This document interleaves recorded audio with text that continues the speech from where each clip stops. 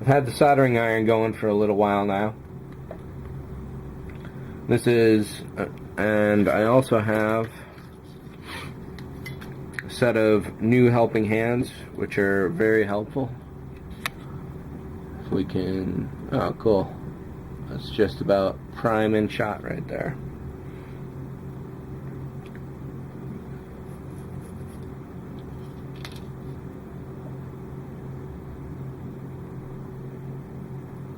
So in this case, it doesn't really matter where I gotta set this up, so I got maximum view going on here.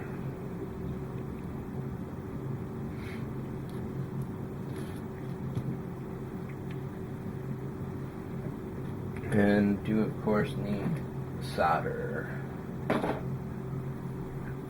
which is usually right in front of you when you're looking for it, and so you never see it. Alright, so the solder is good and hot.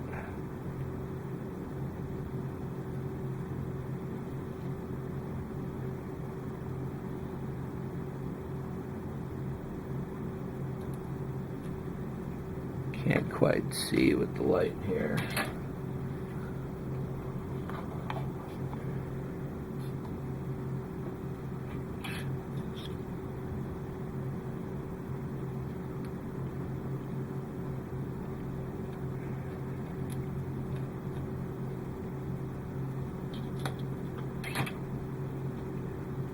That probably takes me a little more time than your average person.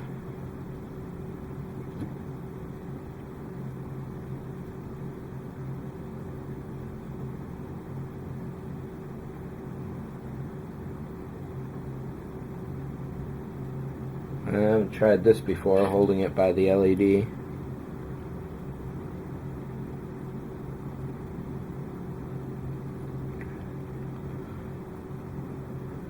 I like to get my solder connections good and goopy and hot and drippy, so that assures that you're getting really full coverage.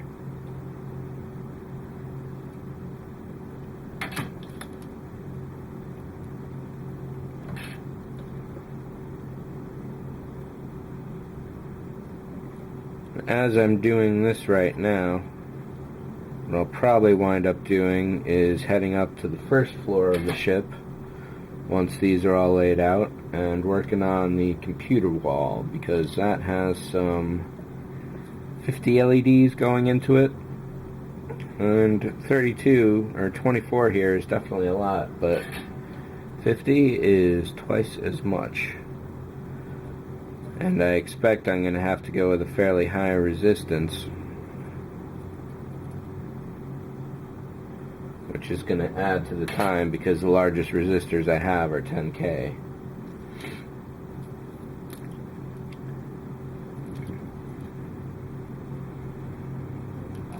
So,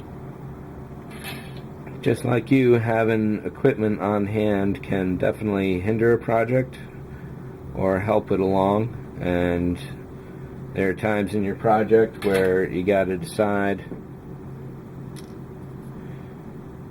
exactly what you want out of it, and if endless delays are good, that's cool, but if you can do a workaround and that sits right with you and you're happy with, it's still going to give a really good result, even though it takes a little more time, a little more hassle, or whatever. I think you'll find that keeping the project moving is really what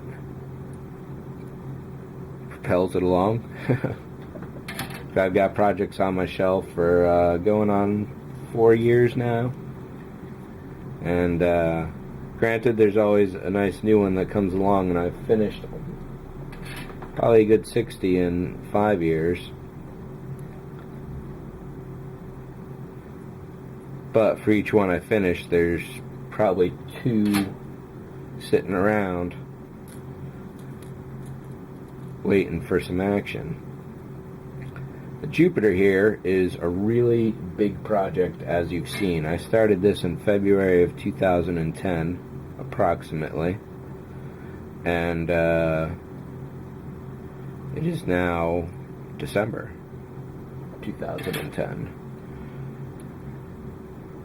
And just as with everybody else, some stuff came up involving life things that, all good ones, don't get me wrong there.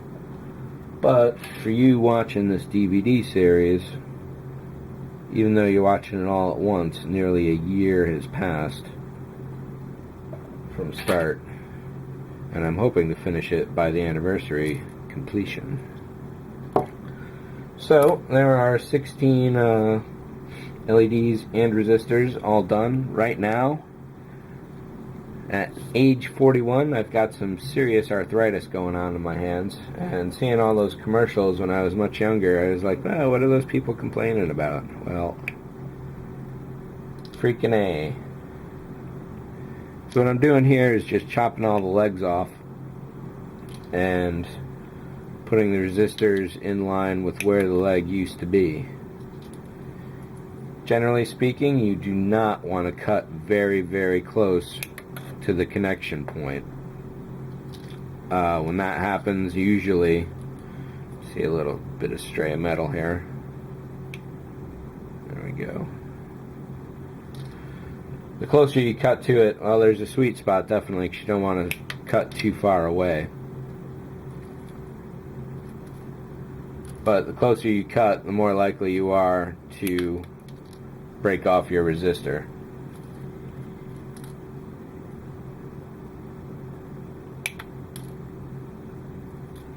That's something experience will show you too. There's probably different ways of doing the resistor so that that can't happen, but this is just the way that I've been middling along, having taught myself pretty much all of this, with a lot of great resources and people to help out along the way.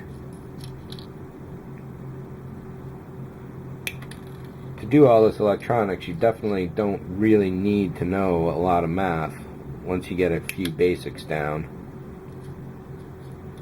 And when you're working with LEDs specifically, you don't really need